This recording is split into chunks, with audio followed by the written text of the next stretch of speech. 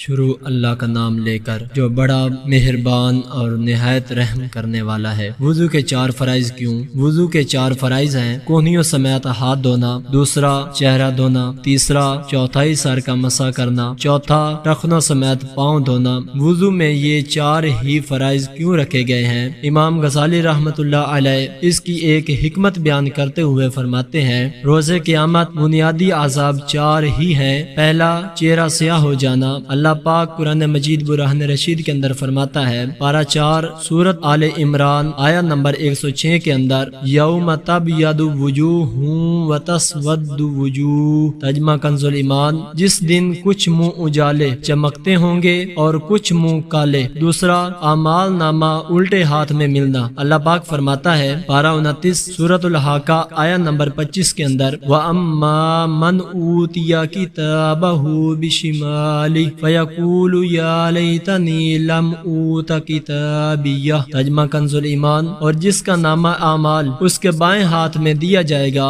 وہ کہے گا، اے کاش مجھ کو میرا اعمال نامہ نہ دیا جاتا۔ تیسرا اور چوتھا، سر اور پاؤں سے پکڑ کر جہنم میں ڈال دیا جانا۔ پارہ 27 سورۃ الرحمن آیت نمبر 41 کے اندر اللہ پاک فرماتا ہے، یعرف المجرمون بسیماہم فیؤخذ بالنواصی والاقدام، ترجمہ کنز ایمان، مجرم اپنے چہرے سے پہچانے جائیں گے تو ماتھا اور پاؤں پکڑ کر جہنم میں ڈالے جائیں گے۔ گویا اللہ پاک فرماتا ہے، اے میرے بندو، وضو میں چہرہ دھویا کرو تاکہ روز قیامت تمہارا چہرہ سیاہ نہ پڑے بلکہ تمہارا چہرہ چمکا دیا جائے۔ اپنے ہاتھ دھویا کرو تاکہ روز قیامت تمہیں اعمال نامہ الٹے ہاتھ میں نہیں بلکہ سیدھے ہاتھ میں دیا جائے۔ اپنے سر کا مسح کیا کرو تاکہ تمہیں پیشانی سے پکڑ کر جہنم میں نہ ڈالا جائے بلکہ تمہارے سر پر جنتی تاج سجا دیا جائے۔ اللہ پاک فرماتا ہے کہ اے میرے بندو، پاؤں دھویا کرو تاکہ تمہارے پاؤں میں جہنم کی بیڑیاں نہ پڑے، نہ پل صراط پر تمہارے قدم ڈگمگائیں